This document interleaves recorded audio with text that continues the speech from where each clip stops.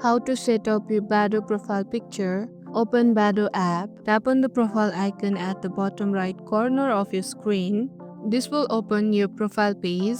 You will see a blank profile picture area or a add photo button. Tap it to add your photo. You can either take a photo using your camera or upload one from your gallery.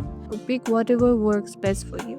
And make sure your photo is clearly visible and it will automatically upload your picture. Now everyone can see your awesome profile photo.